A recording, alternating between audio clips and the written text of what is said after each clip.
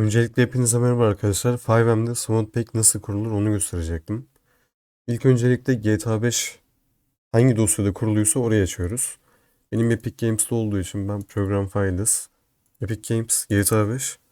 Buraya geldikten sonraki olay önemli. Burada x64 yazan yere giriyoruz. Sonra audio, sonra STX.